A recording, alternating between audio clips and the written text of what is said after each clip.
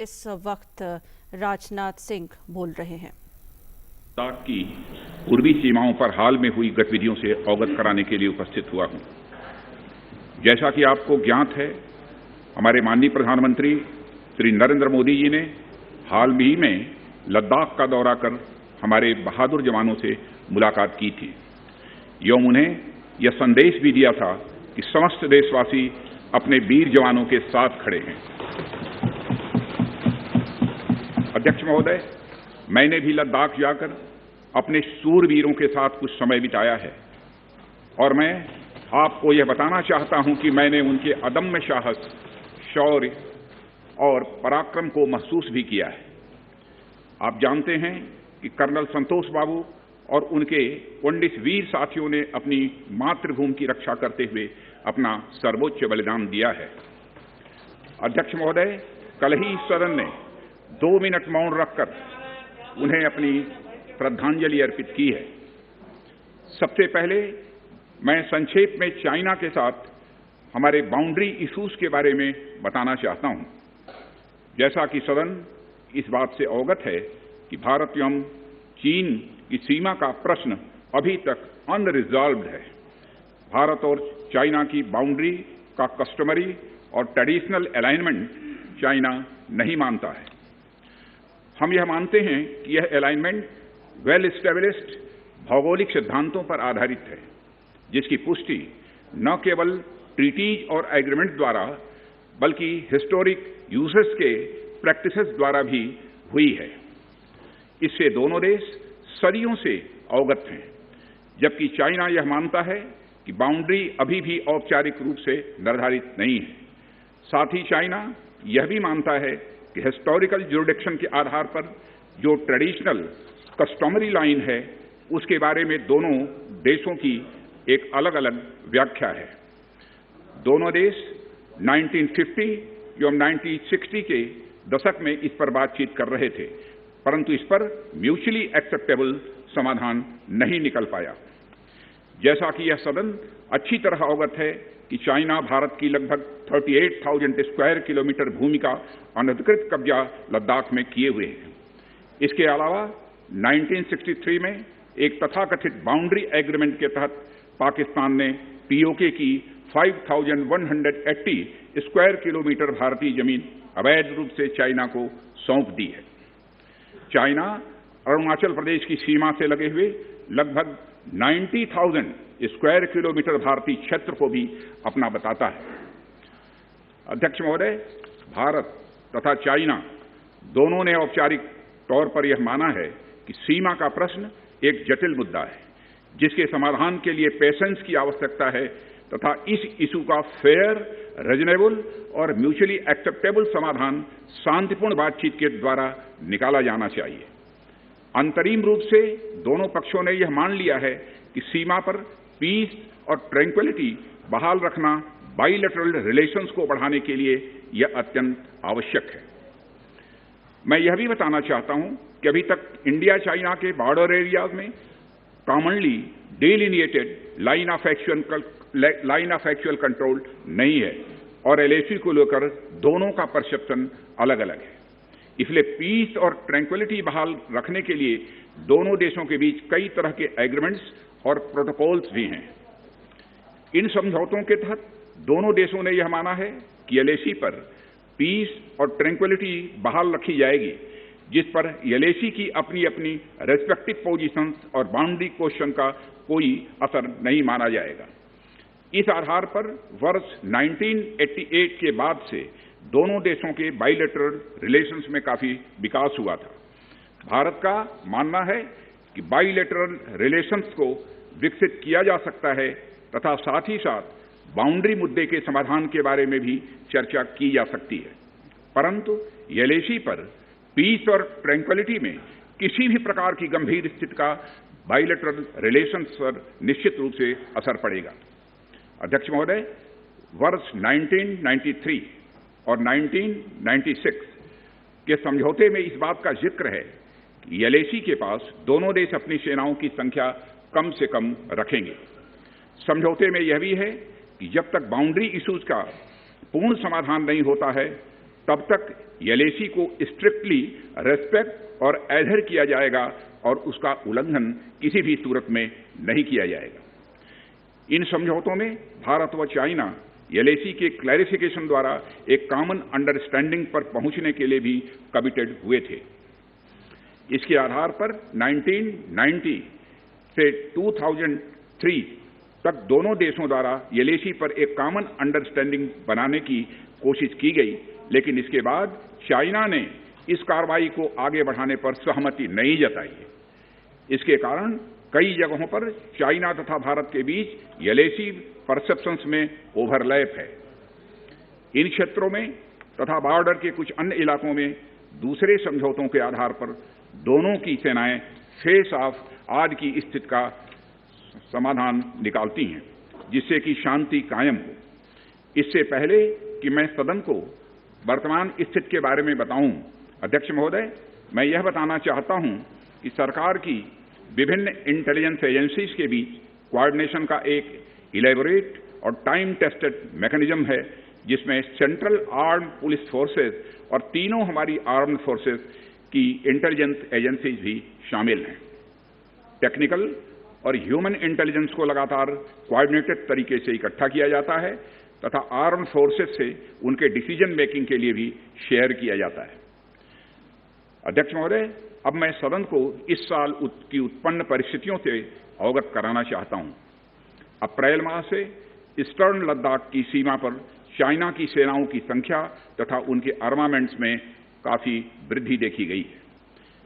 मई महीने के प्रारंभ में चाइना ने गलवान घाटी क्षेत्र में हमारी ट्रूप्स के नॉर्मल ट्रेडिशनल पेट्रोलिंग पैटर्न में व्यवधान शुरू किया, जिसके कारण फेस ऑफ की स्थिति उत्पन्न हुई।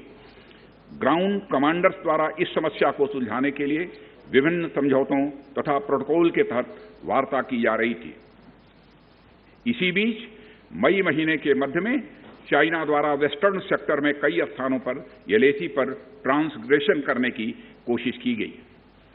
इसमें कोंगकाला, गोगरा एंड पेंगोंग लेक का नॉर्थ बैंक शामिल है।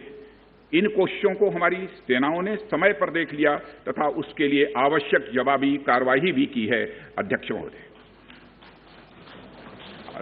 महोदय, हमने चाइना को डिप्लोमेटिक तथा मिलिट्री चैनल्स के माध्यम से यह अवगत करा दिया कि इस प्रकार की गतिविधियां स्टेटस को यूनिलेटरली बदलने का प्रयास है और यह भी साफ कर दिया गया कि ये प्रयास हमें किसी भी सूरत में मंजूर नहीं है।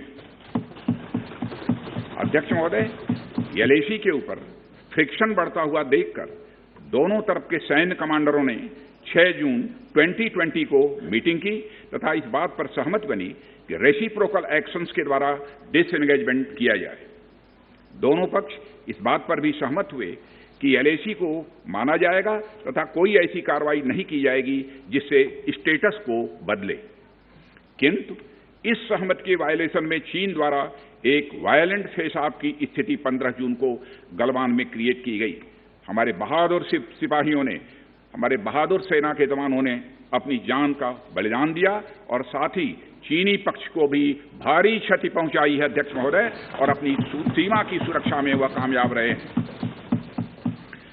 इस पूरी अवधि के दौरान हमारे बहादुर जवानों ने जहां संयम की जरूरत थी वहां संयम रखा तथा जहां शौर्य की जरूरत थी वहां शौर्य प्रदर्शित किया है। अध्यक्ष महोदय, मैं सदन से अध्यक्ष महोदय यह अनुरोध करता हूं कि हमारे दिलेर जवानों की वीरता एवं उनके बहादुरी की भूरी भूरी प्रशंसा की जानी चाहिए। हमारे बहादुर जवान अत्यंत मुश्किल परिस्थितियों में अपने अथक प्रयास से समस्त देशवासियों को सुरक्षित रख रहे हैं। एक ओर किसी को भी हमारे सीमा की सुरक्षा के प्रति हमारे डिटर्मिनेशन के बारे में संदेह नहीं होना चाहिए। वहीं भारत यह भी मानता है कि पड़ोसियों के साथ शांतिपूर्ण संबंधों के लिए आपसी सम्मान और आपसी सेंसिटिविटी भी आवश्यक है। चूंकि हम मौजूदा स्थिति का डायलॉग के जरिए समाधान चाहते हैं और हमने चाइनीज साइड के साथ डिप्लोमेटिक और मिलिट्री एंगेजमेंट बनाए रखा है। इन डिस्कशंस में 3 की प्रिंसिपल्स हमारी अप्रोच को तय करते हैं। फर्स्ट, दोनों पक्षों को एलएसी का सम्मान और कड़ाई से पालन करना चाहिए। सेकंड, किसी भी पक्ष को अपनी तरफ से यथास्थिति का उल्लंघन करने का प्रयास नहीं करना चाहिए। और थर्ड, दोनों पक्षों के बीच सभी समझौतों और अंडरस्टैंडिंग्स का पूर्णतया पालन होना चाहिए। चाइनीज साइड की यह पोजीशन है कि स्थिति को एक जिम्मेदार ढंग से हैंडल किया जाना चाहिए और द्विपक्षीय समझौतों एवं प्रोटोकॉल के अनुसार शांति एवं सद्भाव सुनिश्चित किया जाना चाहिए। वह भी यही कहते हैं। जबकि ये डिस्कशन चल ही रहे थे, चीन की तरफ से 29 और 30 अगस्त की रात को प्रोवोकेटिव सैनिक कार्रवाई की गई, जो पेंगोंग लेक के साउथ बैंक एरिया में स्टेटस को बदलने का प्रयास था। लेकिन एक बार फिर हमारी आर्म फोर्सेस द्वारा टाइमली और फॉर्म एक्शंस के कारण उनके प्रयास विफल कर दिए। अध्यक्ष महोदय, जैसा कि उपर्युक्त घटनाक्रम से यह स्पष्ट है, चीन की कार्रवाई से हमारे विभिन्न द्विपक्षीय समझौतों के प्रति उसका डिसरिगार्ड पूरी तरह से दिखता है। चीन द्वारा ट्रुप्स की भारी मात्रा में तैनाती किया जाना 1993 और 1996 के समझौतों का यह उल्लंघन है।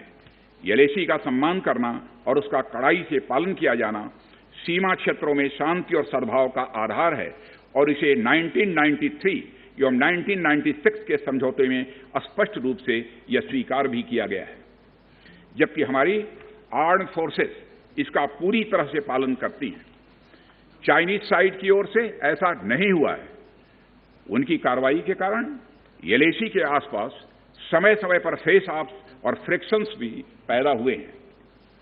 जैसा कि मैंने पहले भी उल्लेख किया, इन समझौतों में फेस ऑफ की स्थिति से निपटने के लिए विस्तृत प्रोसीजर्स और नॉर्म्स भी निर्धारित हैं। तथापि इस वर्ष हाल की घटनाओं में चाइनीज फोर्सेस का वायलेंट कंडक्ट सभी म्यूचुअली एग्रीड नॉर्म्स का पूरी तरह से उल्लंघन है। अभी की स्थिति के अनुसार चाइनीज साइड ने एलएसी और अंदरूनी क्षेत्रों में बड़ी संख्या में सैनिक टुकड़ियां और गोला बारूद मोबिलाइज किया हुआ है। पूर्वी लद्दाख और गोगरा और कोंकला और पेंगोंग लेक का नॉर्थ और साउथ बैंक पर कई फ्रिक्शन एरियाज हैं। चीन की कार्रवाई के जवाब में हमारी आर्म्ड फोर्सेज ने भी इन क्षेत्रों में उपयुक्त काउंटर डिप्लॉयमेंट्स किए हैं अध्यक्ष महोदय, ताकि भारत के सिक्योरिटी इंटरेस्ट को पूरी तरह से सुरक्षित रखा जा सके।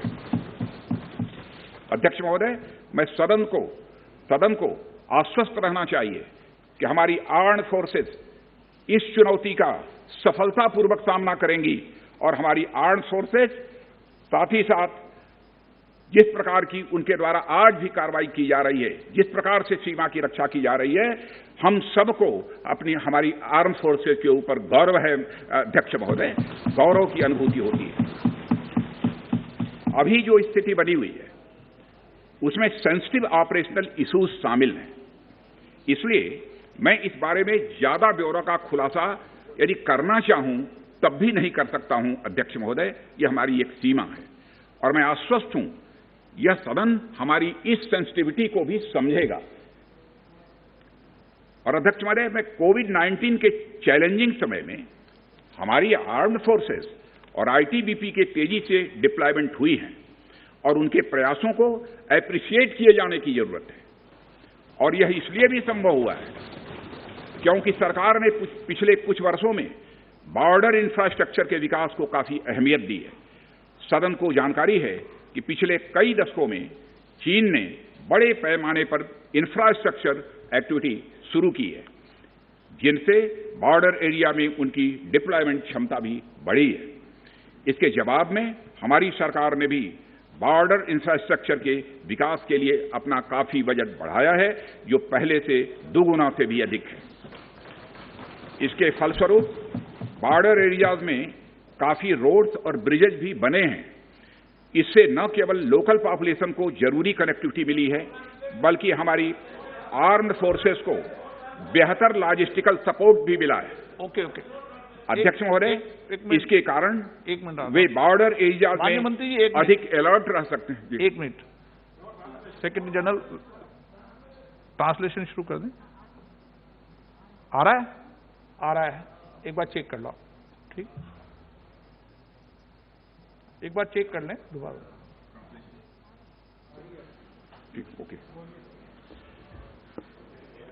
अध्यक्ष महोदय, इसके कारण वे बॉर्डर एरियाज में अधिक अलर्ट रह सकते हैं और जरूरत पड़ने पर बेहतर जवाबी कार्रवाई भी कर सकते हैं।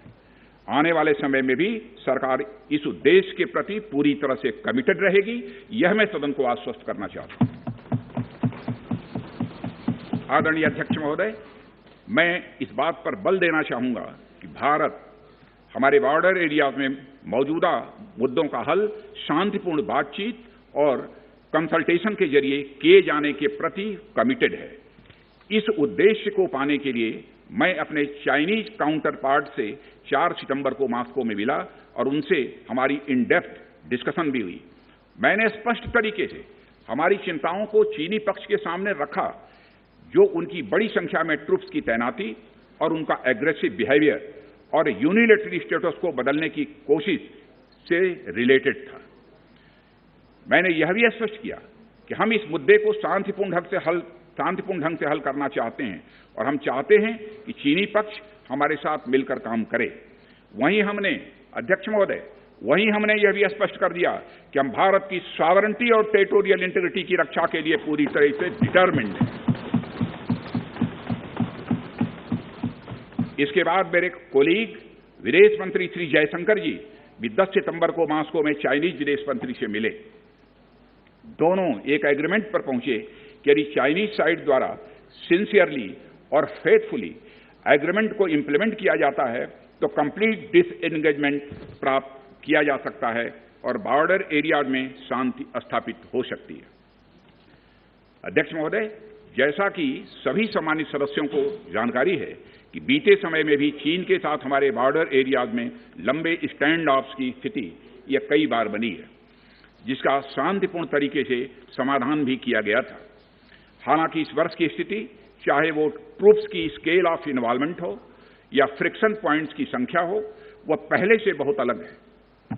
फिर भी हम मौजूदा स्थिति के शांतिपूर्ण समाधान के लिए पूरी तरह से कमिटेड हैं। इसके साथ साथ मैं सदन को आश्वस्त करना चाहता हूं कि हम सभी परिस्थितियों से निपटने के लिए भी तैयार हैं।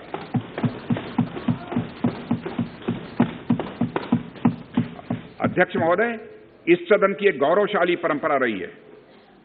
दोहराना चाहता हूं अध्यक्ष महोदय कि सदन की एक गौरवशाली परंपरा रही है कि जब भी देश के समक्ष कोई बड़ी चुनौती आई है तो इस सदन ने भारतीय सेनाओं की दृढ़ता और संकल्प के प्रति पूरी अपनी एकता और भरोसा दिखाया।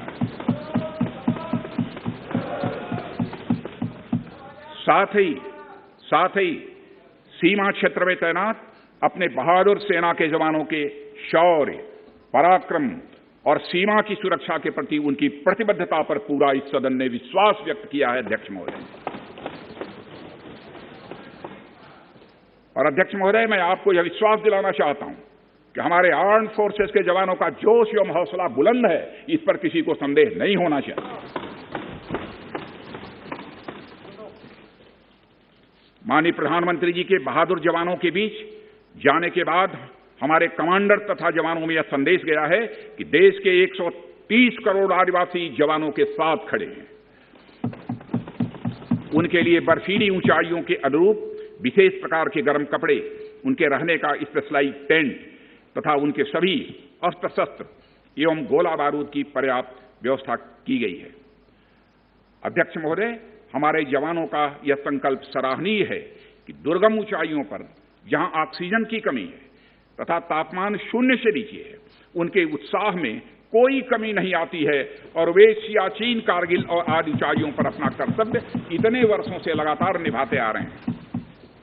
और अध्यक्ष महोदय, मुझे इस गौरवमयी सदन के साथ यह साझा करने में यह कतई संकोच नहीं है कि लद्दाख में हम एक चुनौती के दौर से गुजर रहे हैं और मैं इस सदन से यह आग्रह करना चाहता हूं कि हमें एक रेजोल्यूशन द्वारा पारित करना चाहिए कि हम अपने वीर जवानों के साथ कदम से कदम मिलाकर खड़े हैं। पूरा सदन अपने वीर जवानों के साथ कदम से कदम मिलाकर खड़ा है, जो कि अपनी जान की, अपनी जिंदगी की बगैर परवाह किए हुए देश की चोटियों की ऊंचाइयों पर विषम परिस्थितियों के बावजूद हमारी भारत माता की वह रक्षा करते हैं।